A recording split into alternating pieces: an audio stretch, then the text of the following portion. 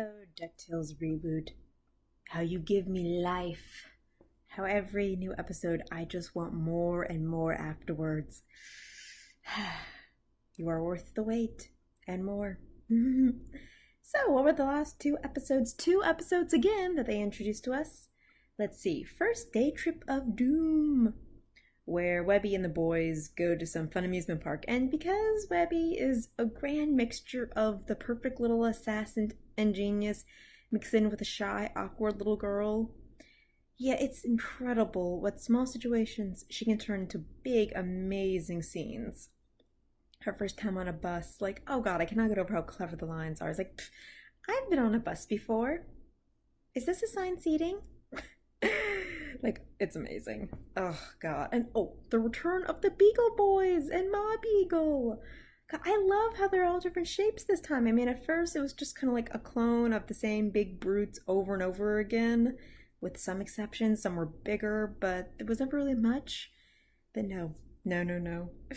They're different. They have personalities. Well, not too much different. You know, it's like the smart one, the dumb one, and the one that says, yeah. But yeah, still Ma Beagle is that pushy, mean mom in charge. God, I cannot wait to see more of her. I want to see the junkyard home she lives in. I want to see all of the children she has and all that jazz. I want to see the army of sons. I want to see her go against this new Scrooge. I am so excited. Oh God. Oh God. Oh God. Oh. And yeah, Miss Wiggly is turning into one of my favorite characters right now. She's just so big and smart, and her voice is amazing. She always has just, I don't know, she says stuff so fast, but also has such eloquence that I can understand every word so well, despite the fact that she kind of mumbles it sometimes out of aggravation. She's just a very interesting character. And she basically says, oh, don't worry, I'm just a spy. Yeah, Donald notices that. I like how they made this Donald so smart. He still has those silly, temper tantrums and all that.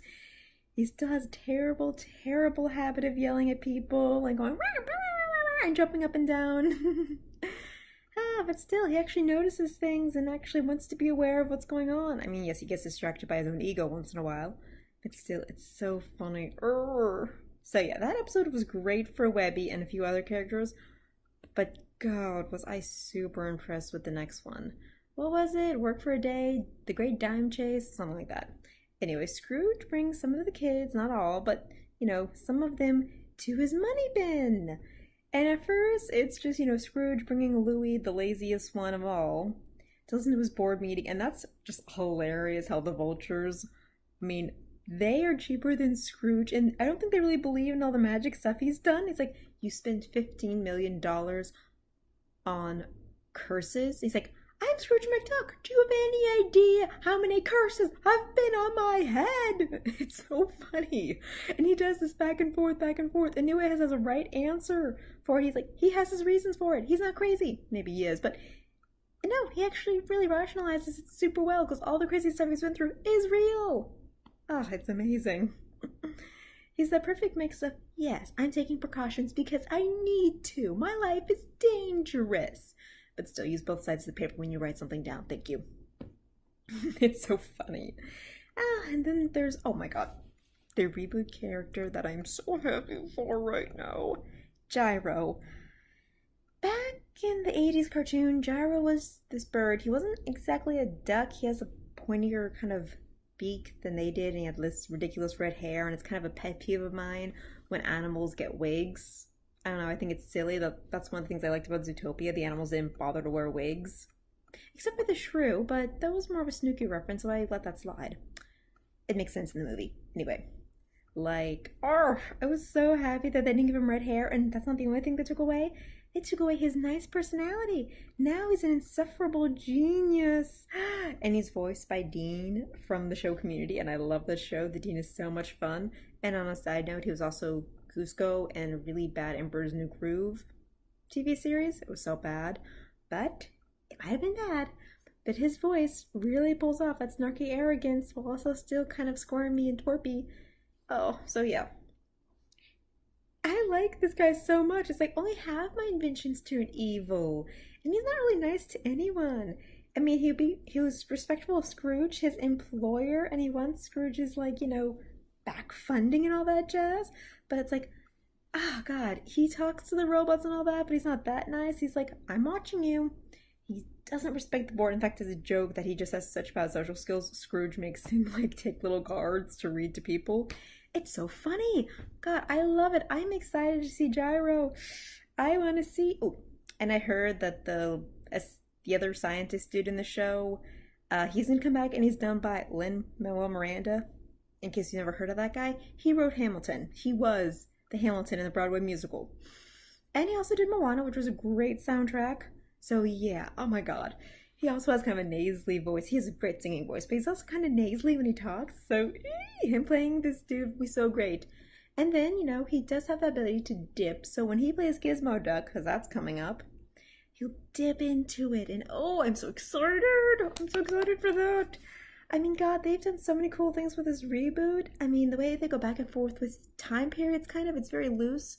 Yes, people have smartphones, but Scrooge still talks about how he was part of the gold rush. So, yeah, time is kind of ambiguous, but still not totally wrong. I mean, it applies to, kids all have cell phones, and old people are really old. It's kind of wonderful. But yeah, I really am excited for an evil Gyro. Maybe not unscrupulous, but yeah, I just really like this Gyro thing. Everyone was just too nice and smiley in the 80s cartoon, so this is more interesting. This is so much more interesting. This has so much more dynamic to it. God, and I think Scrooge might be aware of Gyro's evil, but it's like, look, they're all mad as loons, so we gotta keep them entertained or they'll come after us in revenge. Okay? I really love what kind of boss he is. And he is a boss in so many ways. Oh my God. Let's see. Ooh, and the other aspect, kind of a subplot to this great Gyro and Louie thing was Dewey, the blue one. He's trying to find his mom. Now that's a mystery of Disney cartoons finally discussed or mentioned. I mean, for years, Huey, Dewey, and Louie I thought were just babysat by their uncle, but then in the Ducktales cartoon and in the horrible Quack Pack show, it was like he was raising them. It's like, geez, what the hell? Is this car crash that no one wants to talk about? Like Max Goof's mom? But no, now there's this bigger thing where Della Duck, that's their mom's name, yeah, she knew Scrooge, and Scrooge and all have been hinting that that's kind of the reason for their tension. That's the reason the family's been broken. I mean, Scrooge has kept her a secret, and it's implied that she betrayed Uncle Scrooge, and either he got rid of her or something like that. That's what, Webby and Dewey are suspecting right now. Part of me thinks, no, Della went on an adventure, got hurt, and Scrooge may have never forgiven himself. Maybe it's both. I don't know, but I'm very curious. And here's a stealthy little, not really a pun, but kind of. She's dressed like an aviator, and at first I just thought that was kind of a counteraction to how Donald's a sailor, so she's an aviator. He takes the sea, she takes the air. Both ducks can do that. Yeah, ducks can fly. So yeah, I thought, okay, that's just clever. But now it's like she's Amelia Earhart, and she was just lost in the Bermuda Triangle. If she happens to be in the Bermuda Triangle, that'd be hilarious.